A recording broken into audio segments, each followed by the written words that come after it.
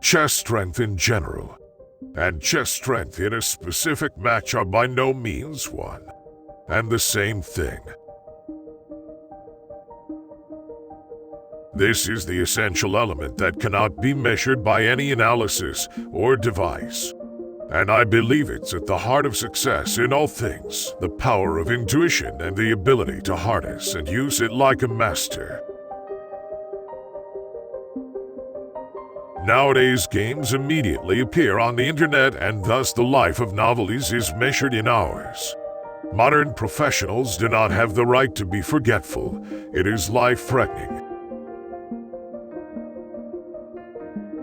Any experienced player knows how a change in the character of the play influences your psychological mood.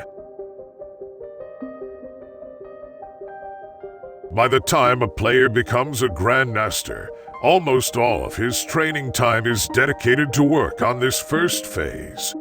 The opening is the only phase that holds out the potential for true creativity and doing something entirely new. When your house is on fire, you can't be bothered with the neighbors. Or, as we say in chess, if your king is under attack, don't worry about losing a pawn on the queen's side.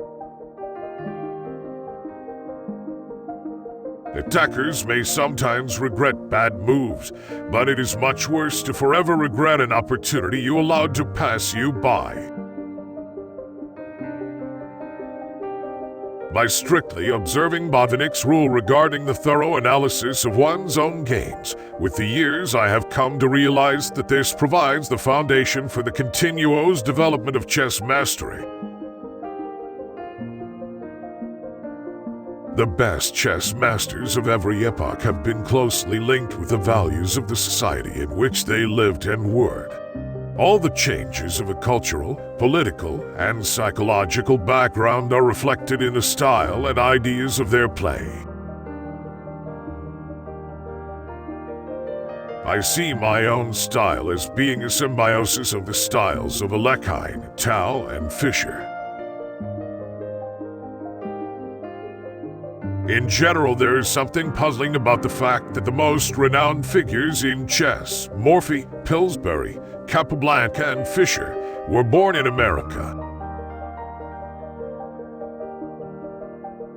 Who else in chess history has won so many serious games with the help of brilliant tactical strokes?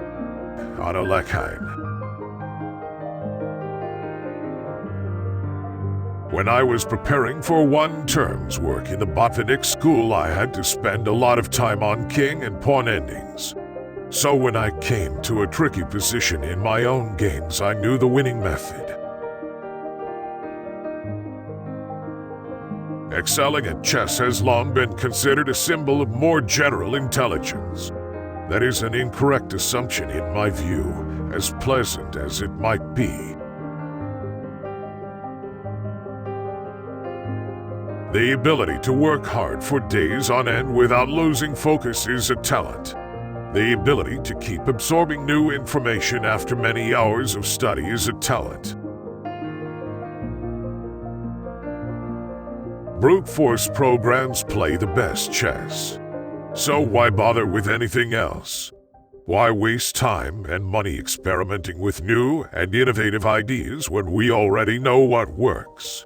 Such thinking should horrify anyone worthy of the name of scientist, but it seems, tragically, to be the norm.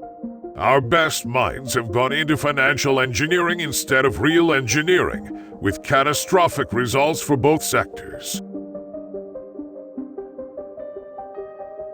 Winning is not a secret that belongs to a very few. Winning is something that we can learn by studying ourselves, studying the environment, and making ourselves ready for any challenge that is in front of us.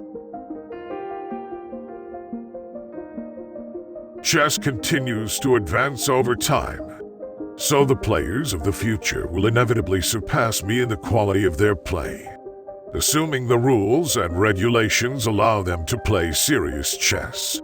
But it will likely be a long time before anyone spends 20 consecutive years as number one as I did.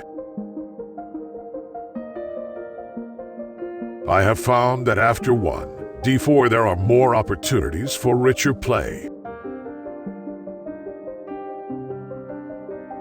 The highest art of the chess player lies in not allowing your opponent to show you what he can do.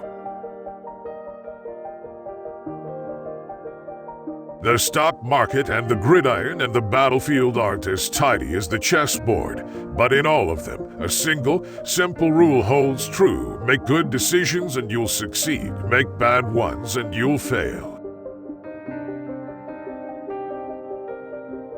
Tactics involve calculations that can tax the human brain, but when you boil them down, they are actually the simplest part of chess and are almost trivial compared to strategy.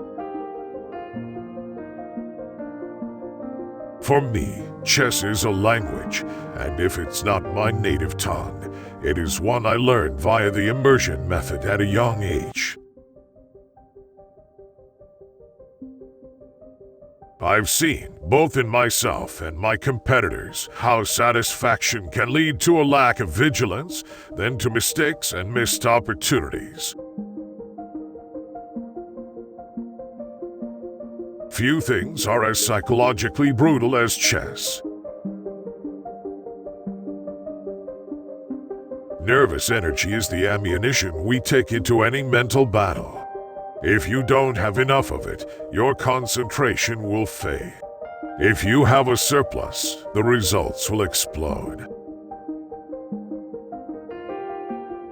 The biggest problem I see among people who want to excel in chess, and in business, and in life in general, is not trusting their instincts enough. If you wish to succeed, you must brave the risk of failure.